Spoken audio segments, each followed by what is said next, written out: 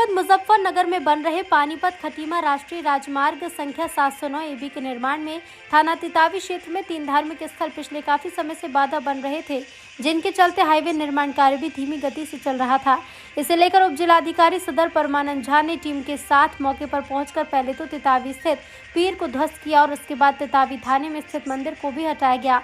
पानीपत खटीमा राष्ट्रीय मार्ग पर ही धोलरा बस स्टैंड पर एक मंदिर को हटाया गया। इस दौरान एसडीएम सदर परमानंद झा ने कहा कि पानीपत खटीमा राष्ट्रीय राजमार्ग 709 एबी का निर्माण कार्य चल रहा है, जिसमें 2 मंदिर और एक मजार हाईवे निर्माण में बाधा बन रहे थे, जिस वजह से हाईवे का निर्माण कार्य भी धीमी गति से चल रहा था, जिस कारण हाईवे निर्माण में बाधा बन रहे धार्मिक स्थलों, एक मजार और 2 मंदिरों को हटवाया गया, क्योंकि सरकारी भूमि पर बने थे और निर्माण कार्य में बाधा बन रहे थे।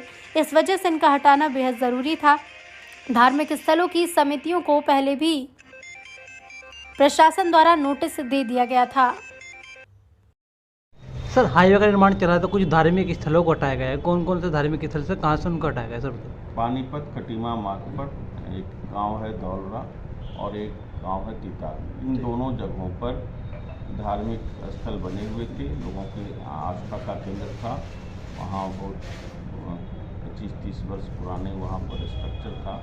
हम लोगों ने पहले उसका निरीक्षण किया और उनके प्रबंधकों को, उनके जो संचालक हैं, उनको मैंने नोटिस भी दिया था और बताया भी था कि ये स्वयं इसमें हटवा लें, लेकिन जब उनके द्वारा कोई कार्रवाई नहीं की गई, अतः पानीपत खटीमा मार्ग सही ढंग से तुरंत जल्द शीघ्र निर्माण हो, इस कारण कल यह निर्णय लिया गया। और जो रास्ते में अवरोध थे, विशेषकर एक धार्मिक स्थल था पीर के नाम से, खुशहाल पीर के नाम से जाना जाता है, उसको हम लोगों ने हटाया है।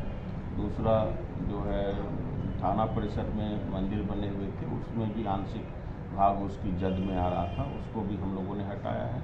इसके अतिरिक्त धौलरा में भी एक मंदिर था, उसकी दीवार हटाई गई है और उनको 5-7 दिन का समय दिया गया है ये स्ट्रक्चर बनाकर ये जो मूर्तियाँ हैं भगवान की उसको स्थापित करा लें, ताकि हम इसको कराएं। सर, जहाँ से हटाए गए सर, वो यहाँ से कहाँ शिफ्ट किया जाएगा, कहाँ उन्हें जगह दी जाएगी दोबारा? जैसे पीर तो उसके पीछे ही भूमि उनकी व्यक्तिगत भूमि थी, तो उसमें ही उसको शिफ्ट कराया गया है। मंदिर के लिए जो है थाना परिसर में ही एक भूमि उपलब्ध कराई गई है, तो उसमें हम लोग निर्माण करेंगे।